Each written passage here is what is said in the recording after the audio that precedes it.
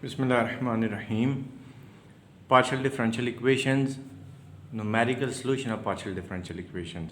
An equation involving a function and its partial derivatives is called a partial differential equation. For example, curly f by curly t is equal to curly 2f by curly x square.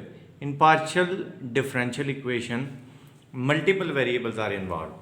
तो जो simple ordinary differential equation और partial differential equation दोनों में फ़र्क ये होगा कि ordinary differential equation में हमारे पास डिपेंडेंट वेरिएबल भी एक ही होता है और इंडिपेंडेंट वेरिएबल भी एक ही होता है। लेकिन जब पार्शियल डिफरेंशियल इक्वेशन आ जाएगी, डिपेंडेंट तो एक ही होगा लेकिन इंडिपेंडेंट वेरिएबल्स एक से ज़्यादा होंगे।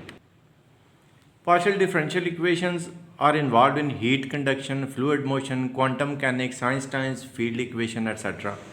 Most important question is that what type of PDE is this? जो भी आज partial differential equation होगी, पहली बात तो ये कि हमें डिसाइड करना पड़ेगा लीनियर है, नॉन लीनियर है, उसका ऑर्डर क्या है, होमोजीनियस है, नॉन होमोजीनियस है, क्या है। There are many types of PDEs and there are also many ways to classify them. तो सबसे पहले हम चेक करते हैं ऑर्डर के हिसाब से पार्शियल डिफरेंशियल इक्वेशन की कितनी टाइप है और कैसे हम इनको चेक कर सकते हैं। First of all we'll check PDEs according to the order of the PDE means the number of corresponding to the order of highest partial derivative. मसलन अभी देखें इस इक्वेशन में सेकंड डेरिवेटिव अपीयर हो रहा है तो इसको हम second order partial differential equation बोलेंगे। इसी तरह अगर थर्ड अपीयर हो जाता है, जैसे ये इक्वेशन है curly 3f by curly x square curly y equal to curly f by curly t। अब इसमें क्योंकि थर्ड डेरिवेटिव इन्वॉल्व हुआ है तो ये third order partial differential equation. Next type है नंबर ऑफ इंडिपेंडेंट वेरिएबल्स कि उसमें इंडिपेंडेंट वेरिएबल्स कितने आ रहे हैं। अब जैसे ये इक्वेशन है इसमें x और t ये इंडिपेंडेंट वेरिएबल्स हैं जिसको हमने डिफरेंशिएट करना होता है। जो ऊपर लिखा होता है ये डिपेंडेंट वेरिएबल है और ये जो नीचे लिखे हुए होते हैं ये इंडिपेंडेंट वेरिएबल हैं। इसमें दो इंडिपेंडेंट वेरिएबल्स हैं। इस इक्वेशन में देखिए x, y और t तीन इंडिपेंडेंट वेरिएबल्स आ गए हैं। अब नेक्स्ट हम चेक करते हैं कि होमोजीनियस इक्वेशन लीनियर है या नॉन लीनियर है, फिर सेमी लीनियर भी इसमें आ जाती है। पर फिलहाल हम पहले चेक कर लेते हैं लीनियर कौन सी होती है। A linear partial differential equation is one in which the dependent variable जैसे इस इक्वेशन में f है, the dependent variable appears only in linear fashion. मतलब so it's not being squared, उसका स्क्वायर भी होना चाहिए, उसका स्क्वायर नहीं होना चाहिए। Not multiplying a derivative term, उसका डेरिवेटिव भी कोई इससे मल्टीप्लाई ना हो रहा हो, और नॉट इवन इटसेल्फ, अपने आप के साथ भी वो मल्टीप्लाई ना हो रही हो। आसान लफ्ज़ों में आप ऐसे समझ लें जैसे ही आपको f नज़र आ रहा है जो डिपेंडेंट वेरिएबल है, अगर f यहाँ पे मल्टीप्लाई हो गया किसी भी साइड पे किसी भी टर्म के साथ तो फिर वो इक्वेशन लीनियर नहीं होगी बल्कि वो इक्वेशन नॉन लीनियर बन जाएगी। ये देखें जी curly 2f by curly x square is equal to curly f by curly t। अब इसमें ये जो टेंजेंट t है इसके मल्टीप्लाई होने से फ़र्क नहीं पड़ रहा। फ़र्क इसलिए नहीं पड़ रहा कि ये इंडिपेंडेंट वेरिएबल है। जैसे ये t और x ये इंडिपेंडेंट वेरिएबल्स हैं तो अगर इंडिपेंडेंट वेरिएबल यहाँ पे मल्टीप्लाई हो रहा हो तो इक्वेशन लीनियर ही रहेगी, नॉन लीनियर नहीं होगी। लेकिन अगर यहाँ पे मैं टेंजेंट f लिखता तो फिर ये इक्वेशन लीनियर ना रहती बल्कि ये इक्वेशन नॉन लीनियर बन जाती। जैसे curly 2f by curly x square curly f by curly t into tangent f, तो फिर इस इक्वेशन ने नॉन लीनियर हो जाना। But if you multiply by f partial differential equation will become non linear. जैसे ये जी f curly 2f by curly x square is equal to curly f by curly t, so the equation is non linear. अब हम check करते हैं कि partial differential equation homogeneous है या नॉन होमोजीनियस है, इसका हमें कैसे आइडिया हुआ करेगा। A homogeneous partial differential equation is one in which every term involves only the dependent variable and its derivative।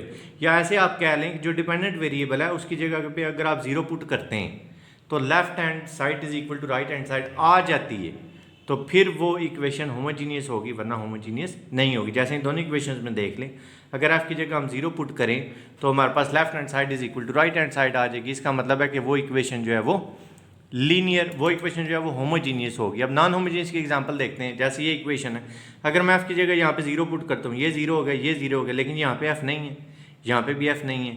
इसका मतलब लेफ्ट हैंड साइड और राइट हैंड साइड दोनों इक्वल नहीं आएंगी। तो ये जो इक्वेशन है ये नॉन होमोजीनियस है। उसके नॉन होमोजीनियस होने की वजह ये दो टर्म्स हैं x square plus tangent t। Next type है जो कोफिशिएंट्स हैं वो कांस्टेंट हैं या वेरिएबल्स हैं। अब ये जो दोनों इक्वेशन लिखी हुई हैं इसमें इनके कोफिशिएंट कांस्टेंट्स हैं, 1 लिखा हुआ है।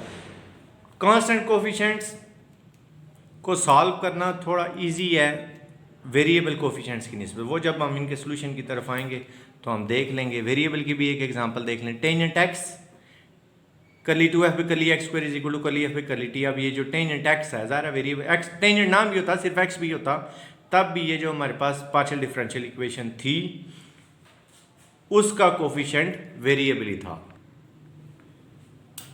Second, under linear partial differential equation को हम क्लासीफाई कैसे करते हैं, मतलब हमें कैसे पता चलता है पैराबोलिक क्या है, हाइपरबोलिक है, एलिप्टिक है।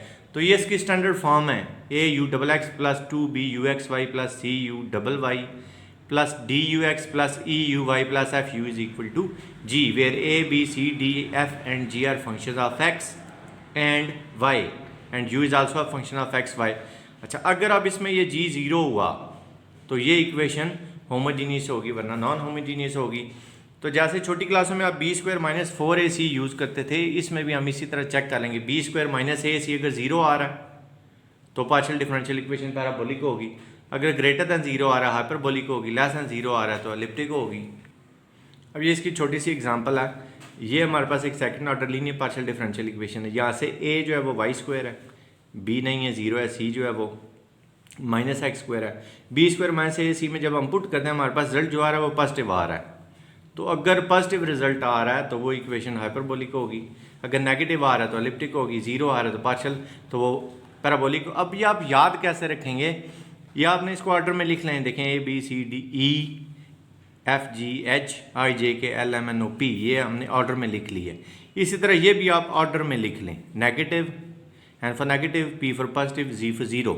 तो अगर नेगेटिव आ रहा है तो एलिप्टिक होगी, पॉजिटिव आ रहा है तो हाइपरबोलिक होगी, 0 आ रहा है तो वो पैराबोलिक पार्शियल डिफरेंशियल इक्वेशन होगी। लेकिन इसमें एक बात और भी है, if the coefficients from A to G are constants then resulting partial differential equation hyperbolic, elliptic और parabolic. But if the coefficients are variables then it is possible for PDE to be hyperbolic in some region, elliptic or parabolic in the other region। मतलब वो फिर आपके पास एक mixture सा भी आ सकता है।